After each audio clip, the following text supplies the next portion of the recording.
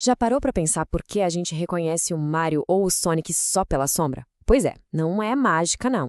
Existe um código, sabe? Uma linguagem visual que os criadores de games usam pra falar direto com o nosso cérebro, sem precisar de uma palavra sequer. E hoje a gente vai decifrar esse código juntos. E para começar, vamos logo para o rei de todos, né? O design do Mario. Olha que curioso. Não foi um ato de pura criatividade. Foi um ato de pura necessidade.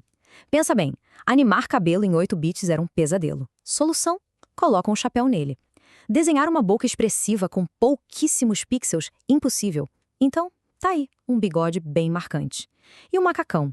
Uma forma simplesmente brilhante de fazer os braços se destacarem do corpo quando ele se mexe. E aqui tá a parte mais incrível de tudo isso. O que começou como uma série de, digamos, gambiarras técnicas para driblar as limitações da época, acabou criando uma das identidades visuais mais famosas do planeta. Isso ensina pra gente a primeira grande regra desse código secreto. Um bom design de personagem não é só sobre o que é bonito, é sobre resolver problemas de um jeito genial. Então, como é que os designers resolvem esses problemas, afinal? Bom, eles começam com o teste mais básico, o primeiro pilar desse código, a silhueta. A ideia é bem simples, na verdade. Se a gente preencher um personagem todo de preto e não der pra dizer quem ele é de cara, o design falhou. É o teste definitivo. Pensem no Batman, no Mickey Mouse. É batata, a gente sabe quem eles são só pelo contorno. Se a silhueta não for forte, não tem detalhe nem cor no mundo que salve o personagem. Uma boa forma de pensar sobre isso é a seguinte: a silhueta é como se fosse a assinatura visual do personagem. É única, é imediata. É a primeiríssima informação que nosso cérebro processa numa fração de segundo para decidir se aquilo é um amigo ou um inimigo. Ok, então se a silhueta é a assinatura, como que ela é escrita? Bom, existe um tipo de alfabeto secreto por trás disso tudo. Uma linguagem universal que todo mundo entende, mesmo sem perceber. A linguagem das formas. E esse alfabeto é surpreendentemente simples.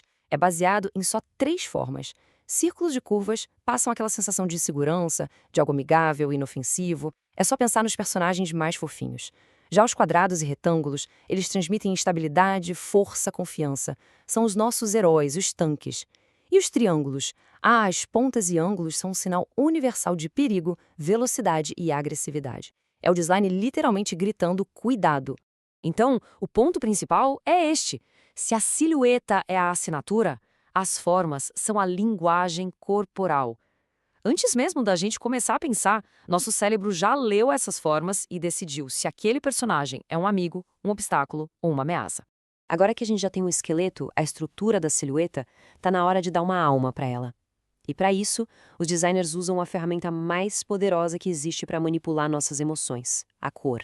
E aqui tem um truque psicológico bem simples, que é a temperatura da cor.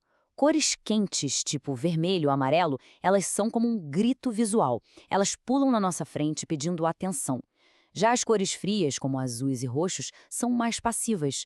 Elas meio que recuam, criando uma sensação de espaço, de calma ou até de melancolia. E isso não é por acaso, viu? Pense em jogos como Journey, Hollow Knight ou Celeste.